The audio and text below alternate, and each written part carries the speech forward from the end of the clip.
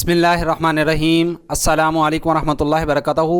कैसे हैं dear students, उम्मीद करता हूँ सब लोग ठीक होंगे। School base assessment 2024-25 mid term 7वीं क्लास का साइंस का पेपर है। तो डियर स्टूडेंट, आप लोगों का ये जो पेपर है इसमें आप लोगों को 10 अदद MCQs दिए जाएंगे, जिनके टोटल मार्क्स जो है 15 होंगे। और दूसरा हिस्सा जो है आप लोगों का इंशाइया का पेपर होगा, जिसमें 35 मार्क्स होंगे। टोटल 50 नंबर का ये पेपर होगा। इसी वीडियो के अंदर उर्दू का पेपर भी शामिल किया गया है। तो जो लोग इस चैनल पे नए हैं, काइंडली चैनल को सब्सक्राइब करें, लाइक करें, शेयर करें, ताकि इस तरह की तमाम अपडेट सबसे पहले आप लोगों तक पहुंच सकें। क्वेश्चन नंबर 1 है, the method in which zinc coating is applied over iron और स्टील प्रोडक्ट्स इज कॉल्ड। तो इसका जो करेक्ट आंसर है वो ऑप्शन सी है, गैल्वेनाइजिंग। क्वेश्चन नंबर 2 है, how many pairs of electrons are required for the triple covalent bond. तो इसका करेक्ट आंसर ऑप्शन सी है, 3। क्वेश्चन नंबर 3 है, a substance which can be dissolved in a solvent is said to be dash in that solvent. तो इसका जो correct answer है वो option B है, सोल्यूबल। क्वेश्चन नंबर 4 है, which of the following substances acts as solvent in an amalgam solution. तो इसका जो करेक्ट आंसर है वो ऑप्शन डी है, मरकरी। सवाल नंबर 5 है, solubility is helpful to achieve the desired concentration of the drugs in the solution, which is why it is considered important in dash industry। तो इसका जो करेक्ट आंसर है वो ऑप्शन बी है, फार्मास्यूटिकल। सवाल नंबर 6 है, gravitational force is an example of. इसका करेक्ट आंसर ऑप्शन बी है, नॉन कॉन्टैक्ट फोर्स। सवाल नंबर 7 है, the direction of motion of the ball change due to. इसका करेक्ट आंसर ऑप्शन ए है, फोर्स।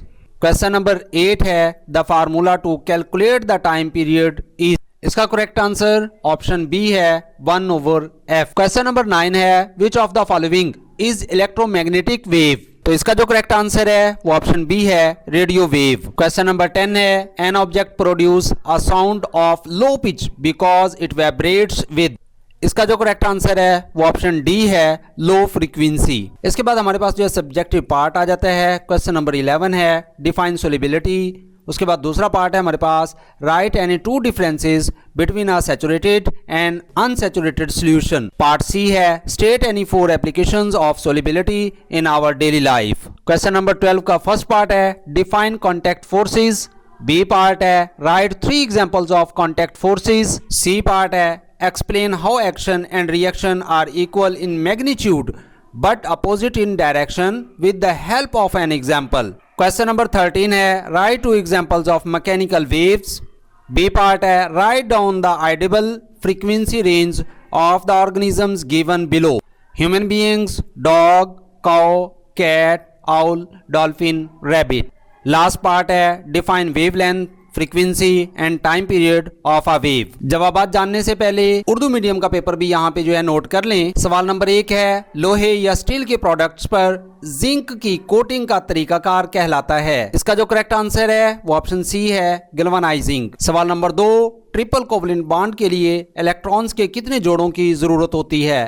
तो इसका जो करेक्ट आंसर है वो ऑप्शन सी है, 3। सवाल नंबर 3 है, एक मादा जिसे सॉल्वेंट में हल किया जा सकता है, इस सॉल्वेंट में डैश होता है। इसका करेक्ट आंसर ऑप्शन बी है, हल पजीर। सवाल नंबर 4, मंदरजा झैल में से कौन सा मादा अमेलगम सॉल्यूशन में सॉल्वेंट के तौर पर इस्तेमाल होता है। तो इसका जो करेक्ट आंसर है वो ऑप्शन डी है, मरकरी। सवाल नंबर 5 है, सॉल्यूशन में ड्रग्स की मतलूबा कंसंट्रेशन को हासिल करने के लिए सोलिबिलिटी मददगार साबित होती है, इसलिए इसे डैश की सनत में अहम समझा जाता है। तो इसका जो करेक्ट आंसर है वो ऑप्शन बी है, फार्मास्यूटिकल। सवाल नंबर 6 है, ग्रेविटेशनल फोर्स डैश की एक मिसाल है। तो इसका जो करेक्ट आंसर है वो ऑप्शन बी है, नॉन कॉन्टैक्ट फोर्सेस। सवाल नंबर 7 है, गेंद की हरकत की सिमत बदलने की वजह डैश है। इसका करेक्ट आंसर ऑप्शन ए है, फोर्स। सवाल नंबर 8 है, टाइम पीरियड निकालने का फार्मूला है। तो इसका करेक्ट आंसर ऑप्शन बी है, 1/f। सवाल नंबर 9 है, मंदरजा झैल में से कौन सी इलेक्ट्रोमैग्नेटिक वेव है। तो इसका जो करेक्ट आंसर है वो ऑप्शन बी है रेडियो वेव। सवाल नंबर 10, जब कोई चीज कम पिच वाली आवाज पैदा करती है तो वो डैश के साथ वाइब्रेट करती है। तो इसका जो करेक्ट आंसर है वो ऑप्शन डी है कम फ्रीक्वेंसी। इसके बाद हिस्सा दोम है इंशाइया सवालात। पहला सवाल है सोलिबिलिटी की तारीफ करें। दूसरा सवाल है सैचुरेटेड और अनसैचुरेटेड सॉल्यूशन के कोई से दो फर्क बयान करें। सवाल नंबर 3 है हमारी रोजमर्रा जिंदगी में सोलिबिलिटी के कोई से 4 इतलाक बयान करें। सवाल नंबर 12 का पहला जुज़ है कॉन्टैक्ट फोर्सेस की तारीफ करें। दूसरा जुज़ है कॉन्टैक्ट फोर्सेस की 3 मिसालें लिखें।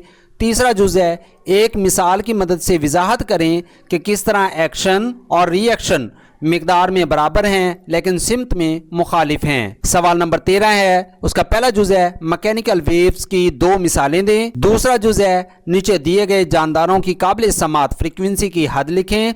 इंसान, कुत्ता, गाय, बिल्ली, उल्लू, डॉल्फिन और खरगोश। तीसरा पार्ट है एक वेव की वेवलेंथ, फ्रीक्वेंसी और टाइम पीरियड की तारीफ करें। क्वेश्चन नंबर 11 का फर्स्ट पार्ट है डिफाइन सोलिबिलिटी। तो इसका आंसर नोट कर लें। The maximum amount of a solute to saturate 100 gram of a solvent at a particular temperature is called the solubility of the solute in the solvent। सवाल है solubility की तारीफ करें। तो इसका जवाब है solute की ज़्यादा से ज़्यादा मिकदार जो एक मखसूस दर्जा हरारत पर 100 ग्राम सॉल्वेंट को सैचुरेट करने के लिए दरकार हो, इस सोल्यूट की सॉल्वेंट में सोलिबिलिटी कहलाती है। दूसरा जुज़ है right any 2 differences between a saturated and unsaturated solution. Saturated और अनसैचुरेटेड सॉल्यूशन के कोई से 2 फर्क लिखें। इसका आंसर नोट कर लें। Saturated solution number 1 a solution to which no more solute can be dissolved at a particular temperature is called a saturated solution. और दूसरा इसका जो डिफरेंस है if some salt is added to 500 centimeter cubic of water in a beaker and stirred, it will dissolve in the water. If more salt is added to the solution and stirred, there will be a time when the salt will not dissolve anymore। Saturated solution ऐसा solution जिसमें मखसूस दर्जा हरारत पर solute की मजीद मिकदार हल ना हो सके सैचुरेटेड सोल्यूशन कहलाता है। नंबर 2 अगर एक बेकर में नमक की कुछ मिकदार 500 सेंटीमीटर क्यूबिक तक पानी में हल की जाए तो ये पानी में हल हो जाएगा। अगर मजीद नमक सोल्यूशन में शामिल किया जाए और हल करें तो एक ऐसा मरहला आएगा कि मजीद नमक हल नहीं होगा। Unsaturated solution number 1 a solution to which a further amount of the solute can be dissolved at a particular temperature is called unsaturated solution। Number 2 if 5 gram salt is added to 500 centimeter cubic of water in the beaker and stirred, it will dissolve in the water. If more salt is added to the solution, it will also be dissolved।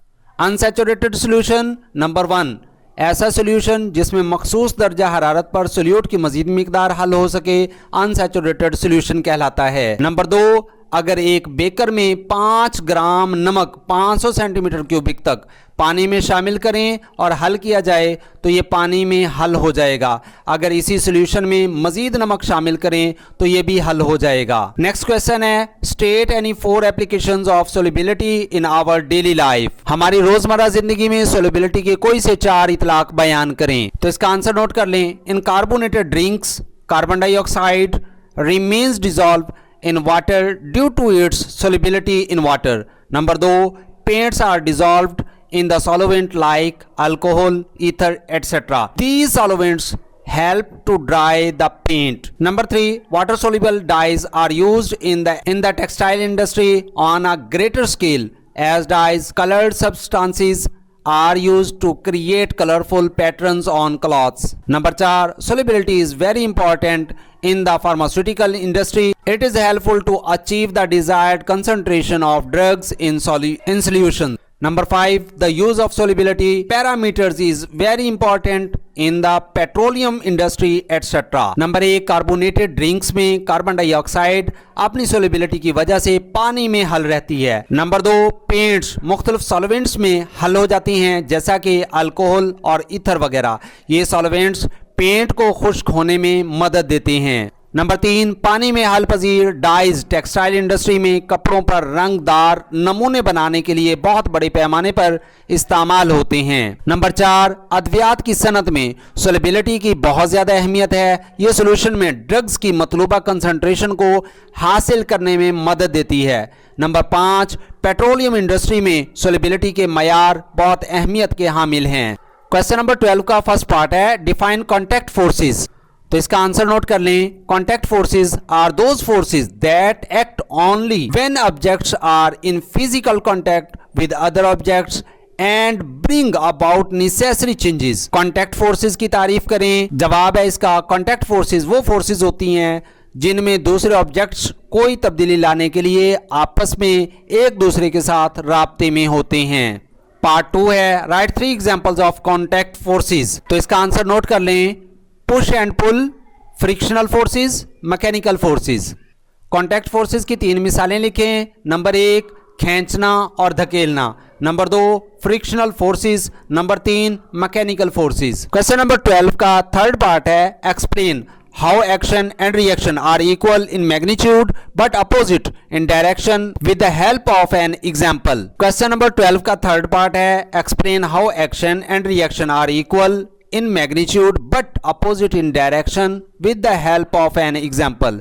एक मिसाल की मदद से वजाहत करें कि किस तरह action और रिएक्शन मिकदार में बराबर हैं लेकिन सिमत में मुखालिफ हैं। तो इसका आंसर है a book placed on a table exerts a force equal to the weight of the book on the table. This force is called action. In response to the action, an equal force is exerted in the opposite direction by the table in the book. Such a responding force is called a reaction. In this example, action and reaction are two equal forces but their directions are opposite. Urdu medium students note कर लें, मेज पर रखी हुई किताब, मेज पर एक फोर्स किताब के वजन के बराबर अमल करती है। इस फोर्स को एक्शन कहते हैं। इस एक्शन के जवाब में किताब पर मेज की तरफ से मुखालिफ सिमत में मसावी फोर्स लगती है। ऐसी जवाबी फोर्स को रिएक्शन कहते हैं। इस मिसाल में एक्शन और रिएक्शन दो बराबर फोर्सेस हैं लेकिन इनकी सिमतें मुखालिफ हैं। क्वेश्चन नंबर 13 है right to examples of mechanical waves.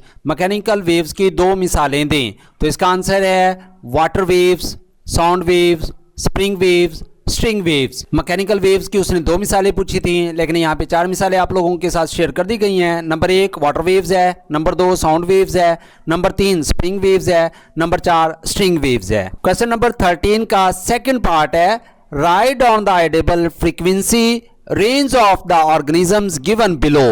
Human beings, dog, cow, cat, owl, dolphin, rabbits. नीचे दिए गए जानदारों की काबिल समात फ्रीक्वेंसी की हद लिखें। नंबर 1 इंसान, कुत्ता, गाय, बिल्ली, उल्लू, डॉल्फिन, खरगोश। तो डियर स्टूडेंट्स आंसर नोट कर लें। ह्यूमन बीइंग्स जो है 20 hertz to 20 kilo hertz, dogs 40 hertz to 50 kilo hertz, cow 23 hertz to 35 kilo hertz, cat 45 hertz to 65 kilo hertz, owl 200 hertz to 12 kilo hertz और dolphin जो है 2000 hertz to 150 kilo hertz और rabbits जो हैं 360 hertz to 42 kilo hertz. ये इनकी काबिल समात फ्रीक्वेंसी की हदें हैं। क्वेश्चन नंबर 13 का लास्ट पार्ट है define wavelength, frequency and time period of a wave. एक वेव की वेवलेंथ, फ्रीक्वेंसी और टाइम पीरियड की तारीफ करें। तो इसका आंसर है wavelength the distance between the centres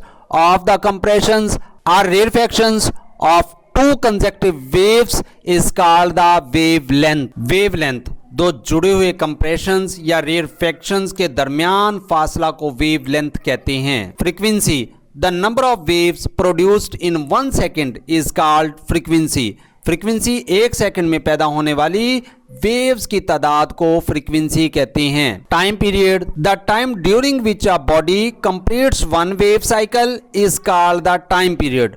time period एक वेव साइकिल को मुकम्मल होने के लिए दरकार वक्त टाइम पीरियड कहलाता है। तो डियर स्टूडेंट ये था आप लोगों का पेपर। अगर वीडियो अच्छी लगी तो लाइक और शेयर जरूर कीजिएगा। मजीद इस तरह की अपडेट्स जानने के लिए जल्दी से चैनल को सब्सक्राइब करें, लाइक करें, शेयर करें। इंशाल्लाह नेक्स्ट वीडियो में होगी मुलाकात। अपना रखें ढेर सारा ख्याल। फी अमानिल्लाह।